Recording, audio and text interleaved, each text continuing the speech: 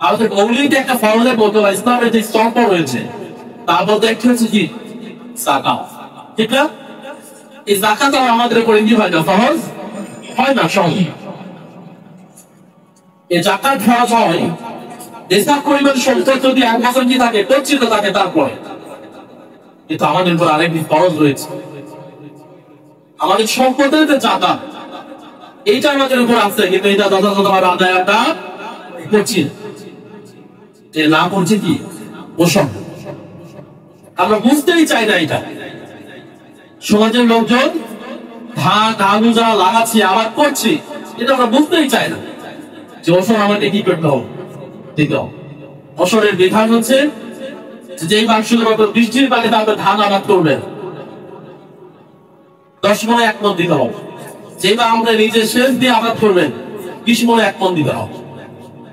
এই যে 10 মণে 1 মণ, 20 মণে 1 মণ, এটা কিন্তু আপনার আর আমার খাওয়ার কোনো অধিকার নাই। এটা আল্লাহ রাব্বুল আলামিন বর্ণনা করে দিয়েছেন যে তোমার যে যদি 20 মণ ধান হবে, 10 মণ ধান হবে, তার মধ্যে থেকে 1 মণ এটা তোমার ভাগ নয়, এটা হচ্ছে অসহায় মিসকিন গরিবদের ভাগ। তাহলে আমরা কি তাদেরকে দিচ্ছি না, না তাদের সম্পদ আমরা বেড়ে খাচ্ছি? একটা হচ্ছে যে আপনি সাদকা যেটা নফল দান যেটা আমরা মুস্তাহিবা না দিলাম, কিন্তু এইটা এমন নয়, বরং তাদের সম্পদ এখন আপনার নন, এই 20 মণে 1 মণ আপনার এটা খাওয়ার কোনো অধিকার নেই, এটা অসহায় মিসকিনদের ভাগ। কিন্তু সেই ভাগ আমরা জোর দখল করে খেয়ে নিচ্ছি, আমরা অসঠিক বলে কি করি না, আদায় করি।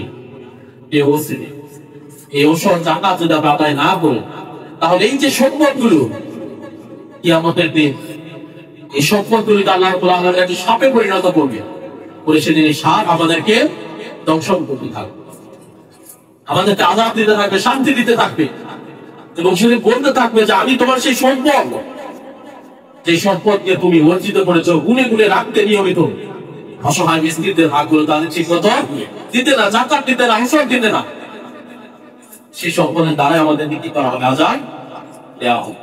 এই জন্য আসল উপস্থিতি আসল আল্লাহ রাব্বুল আলামিনের কাছে আবেদ হই, তার কাজগুলোকে পরিপূর্ণভাবে করার চেষ্টা করি। আল্লাহ রাব্বুল আলামিন আমাদের সবাইকে যারা পরিপূর্ণ হিদায়াত সহকারে বাকি জীবন পরিচালনা করার তৌফিক দান করেন। ওয়া মা তাওফীকি ইল্লা বিল্লাহ। আসসালামু আলাইকুম ওয়া রাহমাতুল্লাহ। রাসূলুল্লাহ সাল্লাল্লাহু আলাইহি ওয়াসাল্লাম